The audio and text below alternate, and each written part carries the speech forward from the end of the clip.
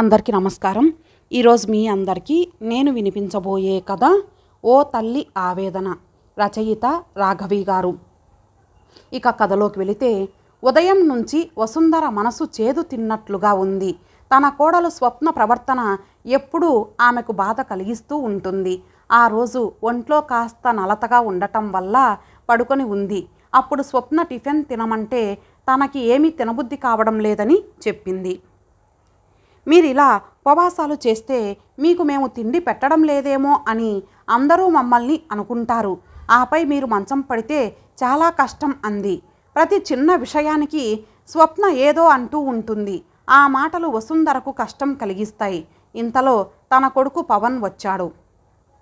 అమ్మ, టిఫిన్ తిన్నావా అంటూ. ఆఫీస్లో ఫస్ట్ అటెండ్ అయిన వారికి ఇచ్చే బహుమతి ఏదో అందుకోవాలన్నట్టు హడావిడిగా వెళ్ళిపోయాడు. తన కోడలు ఈ విషయం చెప్పి ఉండదు. లేకపోతే అమ్మ, ముందు నువ్వు తింటే ఆరోగ్యం అదే బాగుంటుంది అంటూ సమర్థిస్తాడు. ఏ మాట అన్నా అంటే ఎదుటివారి మనసు గాయపడుతుందేమోనని అనుకునే మనస్తత్వం కాదు స్వప్నది. ఇంకా అత్తగారు తమకు అడ్డుగా ఉందనే భావనలో ఉంటుంది.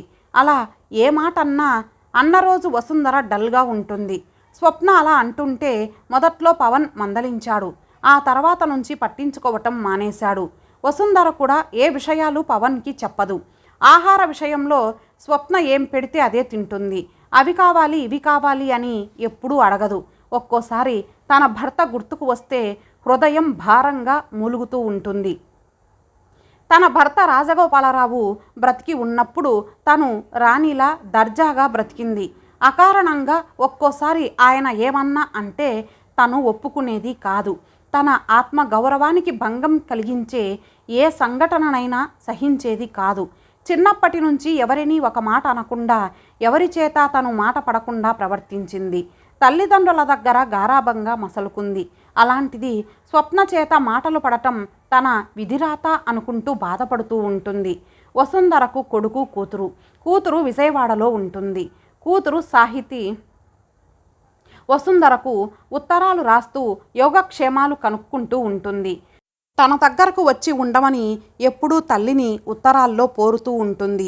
అయితే కూతురు దగ్గరకు వెళ్ళాలంటే ఆమెకు గిల్టీగా ఉంటుంది. ఎందుకో స్వప్న చేతల వల్ల మనస్తాపం కలిగినప్పుడు వసుంధరకు కూతురు దగ్గరకు వెళ్ళాలని ఉంటుంది. కానీ తరతరాల నుంచి తల్లిదండ్రులు కొడుకు దగ్గర ఉండాలనే సంప్రదాయం వలన కూతురు దగ్గర ఉంటే ఎదుటివారు చులకనగా చూస్తారనే భావం వలన ఏమో తను ధైర్యం చేయలేకపోయింది. వసుంధర ఇంటిపక్క పోర్షన్లోకి ఎవరో కొత్త వాళ్ళు వచ్చి దిగారు. అతనికి బ్యాంకులో ఉద్యోగమని, వాళ్ళకిద్దరు పిల్లలని, అతనికి అత్తగారు కూడా వాళ్ళ దగ్గరే ఉంటారనే సమాచారం పవన్కి చెబుతుంటే వినపడింది వసుంధరకు. నెమ్మదిగా స్వప్న వాళ్ళింటికి వెళ్ళటం, ఆవిడ ఇక్కడకు రావటంతో బాగా పరిచయం అయ్యింది. ఒకసారి స్వప్న ఆ తల్లి కూతుళ్ళిద్దరినీ తమ ఇంటికి ఆహ్వానించింది. వాళ్ళు వచ్చే సమయానికి వసుంధర పడుకొని ఉంది. వసుంధరను చూపించి మా అత్తగారు అని పరిచయం చేసింది స్వప్న. ఆ మాటతో మెలకువ వచ్చిన వసుంధర వారిని చూసి లేచి కూర్చుంది. పలకరింపుగా నవ్వింది. ఆ బ్యాంకాయన అత్తగారి పేరు అన్నపూర్ణ. ఆవిడ చనువుగా వచ్చి వసుంధర మంచం మీద కూర్చొని ఒంట్లో బాగాలేదా అండి అంది. కాస్త తలనొప్పిగా ఉందంతే బదులిచ్చింది వసుంధర. కాసేపు మాట్లాడి వెళ్ళిపోయారు వాళ్ళు. అప్పటి నుంచి వసుంధరకు అన్నపూర్ణకు స్నేహం బాగా పెరిగింది. ఎక్కువగా అన్నపూర్ణే వసుంధర దగ్గరకు వచ్చి మాట్లాడుతూ ఉంటుంది. ఎప్పుడో కానీ వసుంధర వాళ్ళింటికి వెళ్ళదు. అలా వెళ్ళినప్పుడు తల్లి కూతుళ్ళ ప్రవర్తన చూసి వసుంధర చాలా ముచ్చట పడుతూ ఉంటుంది. ఇద్దరూ ఎప్పుడూ సరదాగా ఉంటారు.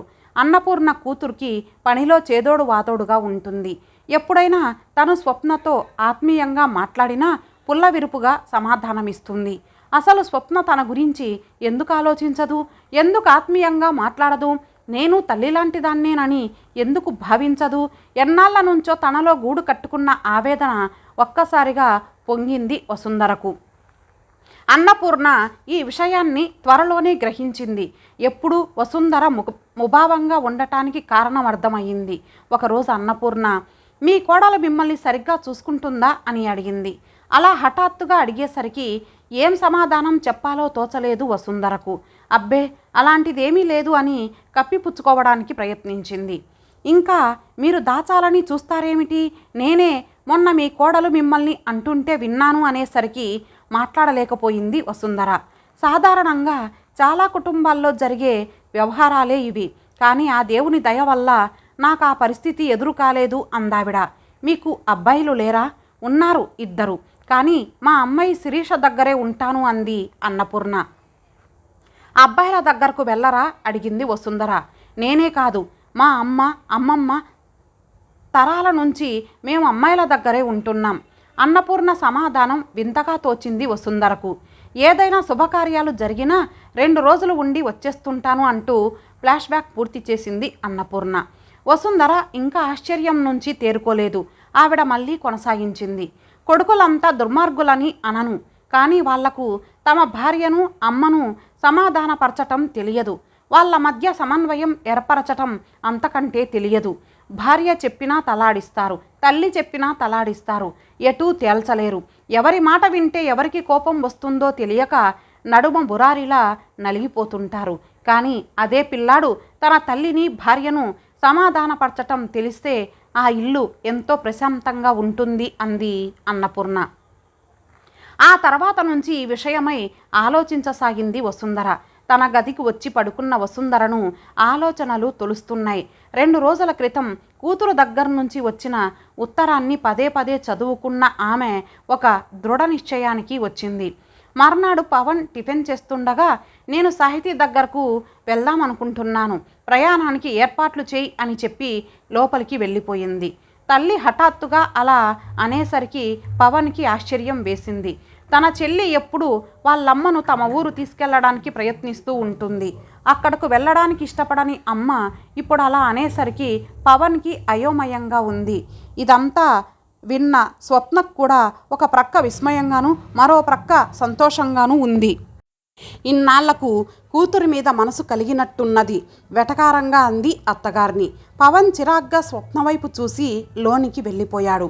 మర్నాడు ప్రయాణం అనగా అన్నపూర్ణ దగ్గరికి వెళ్ళి తన ప్రయాణ విషయాన్ని చెప్పడంతో ఆమె సంతోషంగా వెళ్ళండి అంది.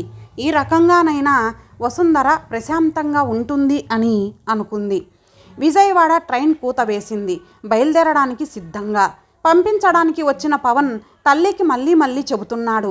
అమ్మ, నువ్వు వచ్చే ముందు లెటర్ రాస్తే నేను వచ్చి రిసీవ్ చేసుకుంటాను అన్నాడు. కొడుకును వదిలి వెళ్ళిపోతున్నందుకు వసుంధరకు ఓ పక్క బాధగానే ఉంది. ట్రైన్ ప్లాట్ఫారం దాటే వరకు పవన్ వైపు చూస్తూ చేయి ఊపింది. ప్రక్కనే కూర్చున్న ఓ మధ్య వయస్కురాలు ఏ ఊరు వెడుతున్నారు అని అడిగింది. విజయవాడ అని చెప్పి అలసటగా కళ్ళు మూసుకుంది. నిద్రపోవడానికి యత్నిస్తోంది. కోడలి ప్రవర్తనే కళ్ళ ముందు మెదలటంతో నిద్ర రాక ఆ ప్రయత్నం మానుకొని కొడుకు కొనిచ్చిన వారపత్రిక తీసి చదవసాగింది. స్టేషన్లు వస్తున్నాయి పోతున్నాయి. చదవటంలో లీనమైపోయింది. ఎదుట కూర్చున్నావిడ ఏవో ప్రశ్నలు వేసింది. కానీ సమాధానం కోసం 2-3 సార్లు ప్రయత్నించి ఊరుకుంది. ఇంతలో ఒక్క కుదుపుతో ట్రైన్ ఆగడంతో కళ్ళు తెరిచింది. విజయవాడ జంక్షన్ వచ్చేసింది. సూట్ కేస్ బ్యాగు పట్టుకొని డోర్ దగ్గరికి వచ్చి నిలబడింది. రణగొన ధ్వనులతో ఉంది ప్లాట్ఫారం. ఇంతలో కూతురు సాహితి, అల్లుడు ఆనంద్ చేయి ఊపుతూ కనిపించడంతో ఆమె మనసు కుదుటపడింది. గుమ్మంలో తల్లిని చూసిన సాహితి చాలా సంబరపడింది.